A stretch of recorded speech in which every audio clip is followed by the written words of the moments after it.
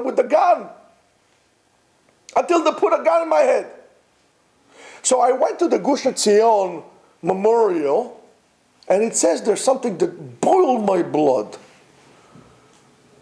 They say there was a guy who was in charge of them, of the Saloniki Jews. They were very simple people. And this guy was like the macher, and he was like the head of the gang. And they took over the food because they were made himself in charge of the kitchen, and and so on and so forth. And I said, how dare you? These people just came from the Holocaust. That's how they survived. You did not embrace them. Those people were not embraced. The Greek Jews were not embraced. When they came to Israel, they were not embraced. They were forgotten.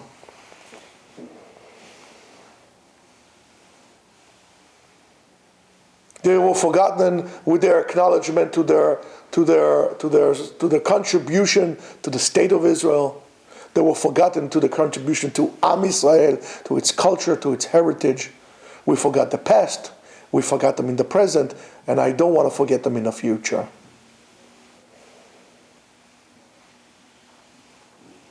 And it is our obligation.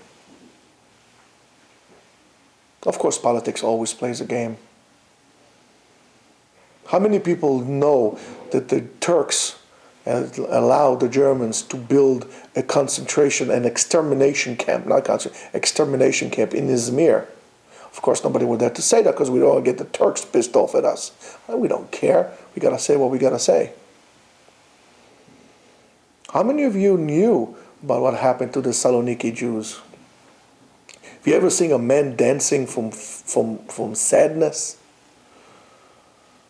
I gotta tell you this, what these people did to us, to my family, the Greek Jews, were more than my whole entire family, my blood family, put together, didn't even do 1/100th of what they did to us. They embraced us, my parents, myself, my sister, they embraced us more than a family could.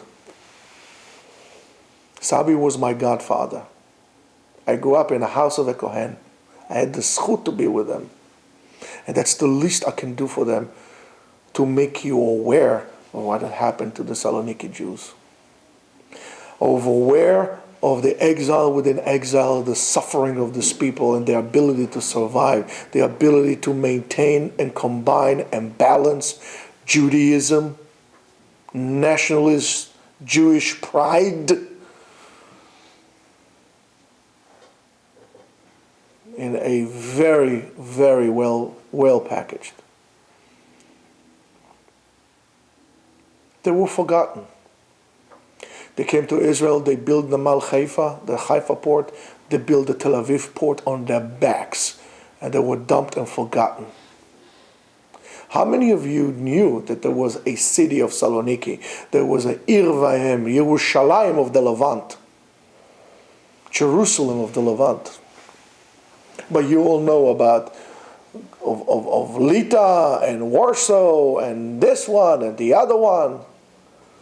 How many of you knew that they blew up the crematorium in Auschwitz in order to delay the extermination of the Hungary Jews? You guys don't know that. But there were other types of Jews, and it is therefore your obligation to remember, to know, to educate yourself and others about what happened to our brothers of Saloniki. And I know that in all your years in school, you always hear about the ghetto Warsaw, about Treblinka, about other things, about Anne Frank. With all due respect to Anne Frank, she didn't come close to a Greek Jew. She is whatever. But you don't know about them. But now you do. And now you do, and now you're obligated to know more. Because I told you that now you know. Ignorance is not something that you should have in your repertoire. Do research. And I don't know even if in the American Museum, Holocaust Museum in Washington, D.C., there is a appropriate recognition of the catastrophe of the Greek Jews.